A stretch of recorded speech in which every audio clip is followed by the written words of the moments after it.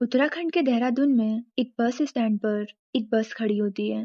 रात के करीब 12:30 बज रहे होते हैं और उस बस के अंदर एक ड्राइवर और एक कंडक्टर एक टीनेजर लड़की के साथ जबरदस्ती कर रहे होते हैं। तभी पास में खड़ी एक बस में दो ड्राइवर बैठे हुए होते हैं और वो उन्हें देखकर उनके पास आते हैं और उनसे बोलते हैं कि जो तुम कर रहे हो वो हमें भी करनी है। उसके थोड़ी देर के बाद ही वही कंडक्टर पहले जो उस लड़की के साथ जबरदस्ती कर रहा होता है वो एक केशियर को लेके आता है और उन दोनों को देखकर वो दोनों ड्राइवर बोलते हैं कि पहले सर को करने दो, हम बाद में देखेंगे। This is so heartbreaking. Humanity कहाँ गई यार? लोग इतने क्रूअल कैसे हो सकते हैं? उस लड़की की उम्र होती है 16 इयर्स के आसपास। उसे जाना था पंजाब पटियाला। अगर पटियाला की बस मिल गई होती तो शायद उस लड़की के साथ ऐसा कुछ नहीं होता और एक गार्ड की नजर उस लड़की पर ना पड़ी होती तो शायद कभी भी लाइफ में ये केस सामने नहीं आता। ये केस उत्तराखंड की कैपिटल देहरादून की है, जहाँ पर एक गार्ड लगातार एक लड़की को देख रहा था। वो लड़की मेंटली उतनी अच्छी नहीं थी। वो कभी अपने शरीर या अपने कपड़ों को संभालने की कोशिश कर रही थी। ऐसा लग रहा था जैसे कि वो बहुत ज्यादा परेशान है। उसकी मानसिक स्थिति ठीक नहीं लग रही थी। गार्ड उसे पहले की कोई बात करता तभी वो लड़की कहती है कि मुझे पंजाब के पटियाला जाना है, बस कितनी देर में जाएगी। वहीं पास में ही एक इंसान मैगी बना रहा था। उसकी छोटी सी एक शॉप है और उस लड़की के आसपास एक इंसान लगातार इधर उधर घूम रहा था, जाने की कोशिश कर रहा था। गार्ड को ये सब बातें अजीब लग रही थी। तभी वहां से हटता है और 1098 यानी कि चाइल्ड हेल्पलाइन नंबर पर फोन करता है। कहता है कि सर, इस आईएसबीटी के प्लेटफॉर्म नंबर 12 पर एक लड़की खड़ी है, कुछ अजीब लग रही है। अगर आप देखेंगे तो शायद आप थोड़ा बेहतर समझें। गार्ड के फोन करने के कुछ ही देर बाद पुलिस वहां आती है और चाइल्ड वेलफेयर कमेटी की एक टीम भी वहां पहुंच जाती है। उस लड़की को अपने साथ ले जाते हैं और साथ ले जाने के बाद पता चलता है कि उसकी मानसिक स्थिति उतनी अच्छी नहीं थी। जो भी सवाल कर रहे थे वो सही से जवाब नहीं दे पा रही थी। पूछा कि कहाँ की रहने वाली हो, तो उसने बताया कि वो पंजाब के पटियाला की रहने वाली है और उसे वहीं जाना है।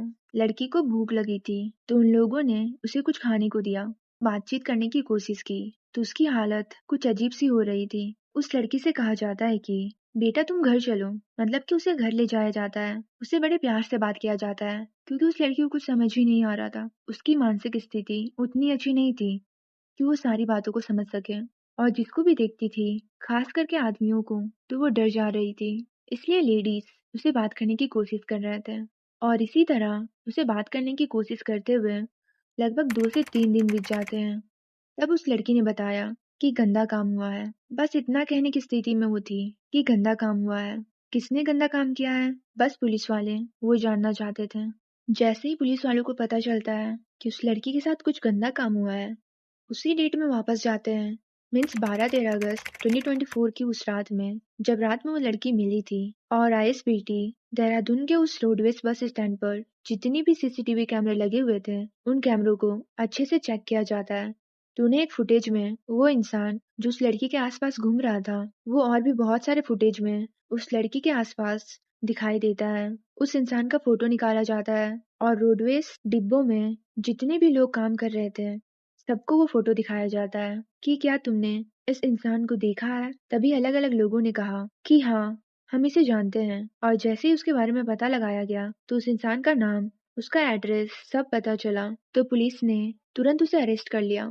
अरेस्ट करने के बाद उसे कस्टडी में लिया गया और उससे पूछताछ शुरू की जाती है और उससे पूछा जाता है कि आखिरकार तुम हो कौन और तुम उसके आसपास क्यों घूम रहे थे। पूरी स्टोरी क्या है, तुम खुद से बताओगे या फिर पुलिस का जो तरीका होता है वैसे बताओगे। तो वो डर के एक कहानी सुनाता है और उसकी स्टोरी इतनी घिनौनी है कि हर एक एक इंसान को उस पर गुस्सा आएगा। और ह्यूमैनिटी तो भूल ही जाओ आप इस केस में। 12 अगस्त 2024 की ये बात है। शाम के लगभग 4 बजे के आसपास का टाइम था। दिल्ली के कश्मीरी गेट पर एक लड़की खड़ी हुई थी और वो पूछ रही थी कि भैया मुझे पंजाब के पटियाला जाना है, कौन सी बस जाएगी। अब उस आईएसबीटी पर बहुत सारी बस खड़ी रहती है, वो अलग अलग जगह जाती है। इसलिए वो लड़की थोड़ा कंफ्यूज थी, परेशान थी कि किस बस में जाके बैठे। जिस इंसान से पूछा जाता है उसने कहा तुम परेशान मत हो, ये जो सामने बस खड़ी है इस बस में बैठ जाओ। अब दिल्ली से वो बस देहरादून के लिए चलने वाली थी और उस लड़की को उस बस में बैठा दिया जाता है। उस लड़की से कोई भाड़ा नहीं लिया जाता है, उसे आराम से बस में बैठा दिया जाता है और बोला जाता है कि जब भी तुम्हारा स्टॉप आएगा, जहाँ तुम जाना चाहती हो, मैं तुम्हें आराम से बता दूंगा, तुम उतर जाना। अब धीरे धीरे कर बस चलने लगती है। बस रात के 10:30 बजे के आसपास उत्तराखंड के कैपिटल देहरादून के बस स्टैंड पर जाकर रुक जाती है और जब सारे पैसेंजर उतर जाते हैं तो बस वो लड़की ही उस बस में बचती है। कंडक्टर और ड्राइवर उस बस के जो थे उस लड़की के पास जाते हैं और कहते हैं कि तुम्हारा बस स्टैंड आ ही चुका है, बस एक बस और बदलनी है, थोड़ी देर की बात है, तुम थोड़ी देर हमारे साथ वक्त गुजार लो। अब उन दोनों ने, कंडक्टर और ड्राइवर ने, उसी लड़की को जिसे कश्मीरी गेट दिल्ली से लेके आए थे अपनी गाड़ी में बैठाकर, जिसकी उम्र लगभग 16 साल के आसपास होगी, उस लड़की के पास जाते हैं, उसके शरीर के अलग अलग हिस्सों को छूने लगते हैं, उसे परेशान करने लगते हैं, उसके कपड़े उतारकर उसके साथ जबरदस्ती करने लगते हैं। कंडक्टर और ड्राइवर बारी बारी से ये सब काम कर रहे थे। उन्हीं के ठीक बराबर में एक और बस खड़ी हुई थी जो कि ऋषिकेश से दिल्ली के लिए चलती थी। तो जब वहां तक ये आवाज पहुंच रही थी तो गाड़ी के अंदर दो ड्राइवर बैठे हुए थे। वो दोनों ड्राइवर कुछ देर के बाद उसी गाड़ी में आते हैं और देखते हैं कि वो ड्राइवर और कंडक्टर उस लड़की के साथ जबरदस्ती कर रहे थे। तो फिर वो उनके पास जाते हैं और उनसे कहते हैं कि जैसा तुम कर रहे हो वैसा ही हमें भी करना है। लगभग 1.5-2 घंटे का समय बीत जाता है और उस लड़की के साथ ऐसा घिनौना काम होता रहता है। तब उस गाड़ी का जो कंडक्टर होता है वो कहता है कि मेरे पास कुछ पैसे हैं तो मैं इसे कैशियर के पास जमा करके आता हूँ, तब तक तुम लोग इसे संभालो। फिर वो कैशियर के पास जाता है और अपना जो भी कैश होता है वो कैशियर के पास जमा कर रहा था। तो कैशियर ने बोला कि तुम्हारी गाड़ी तो दिल्ली से रात के 10:30 बजे तक आ चुकी थी, तो तुम 2-2.5 घंटे के बाद यहाँ पर क्या कर रहे हो? तब वो कहता है कि सर मैं थोड़ा बिजी हो गया था। तो फिर से वो कैशियर बोला, यार पैसा जमा करने की इतनी जल्दी होती है तुम्हें हमेशा, तो आज तुम इतने लेट कैसे हो गए? जब कैशियर ने अलग अलग सवाल पूछना शुरू किया तो कंडक्टर सही से जवाब नहीं दे पाया और उनसे कहा कि मेरी गाड़ी के अंदर एक लड़की है, अगर तुम उसे मिलना चाहो तो चल सकते हो। कैशियर ने जैसे ही ये बात सुनी वो एकदम से खुश हो जाता है और जब गाड़ी के अंदर आकर देखता है तो दो ड्राइवर उस लड़की के साथ पहले से ही जबरदस्ती करने की कोशिश कर रहे थे।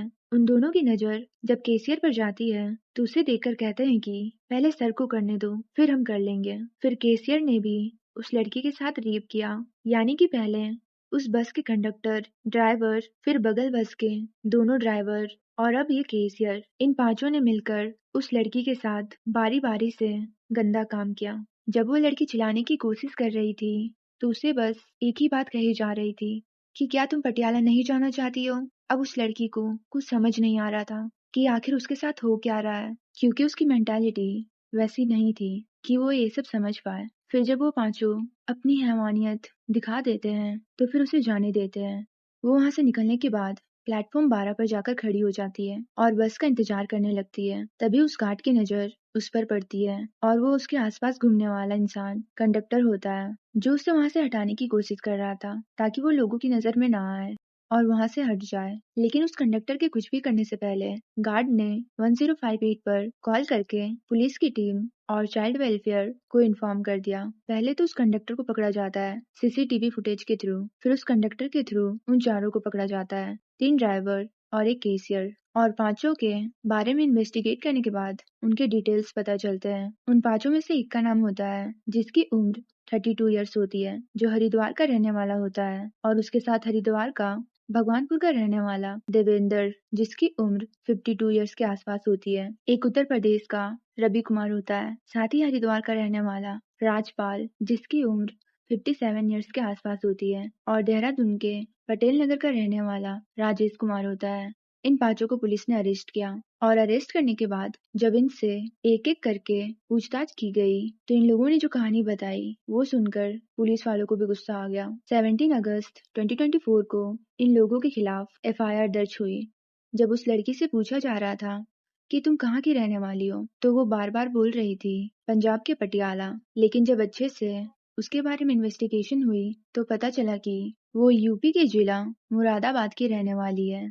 देहरादून की पुलिस यूपी जाके उसके पेरेंट्स से कांटेक्ट करती है, जबकि अब तक वो लड़की बोल रही थी कि उसके माँ बाप मर चुके हैं, जबकि उसके पेरेंट्स जिंदा थे। उसका एक भाई भी था जो रामपुर में मजदूरी करता था। जब उसके पेरेंट्स से पूछा गया कि तुम्हारी बेटी कहाँ है, तो उन्होंने बताया कि लगभग 12 दिन पहले वो लड़की यहाँ से निकल चुकी है। इससे पहले भी वो बहुत बार भागने की कोशिश की है, लेकिन हमने उसे पकड़ लिया था। पर इस बार वो कैसे निकल गई हमें पता ही नहीं चला।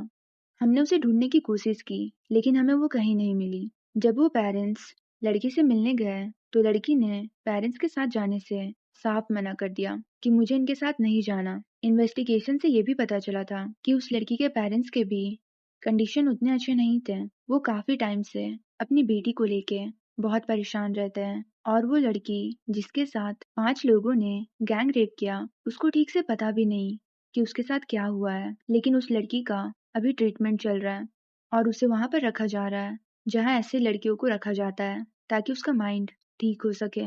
और इस केस को और भी अच्छे से इन्वेस्टिगेट किया जा रहा है ताकि और कोई भी हो तो उसे भी कड़ी सजा मिलनी चाहिए। और साथ ही उन 5 के खिलाफ मुकदमा दर्ज कर दिया गया है और जल्द से जल्द इन्हें सजा दिलाने की कोशिश की जा रही है।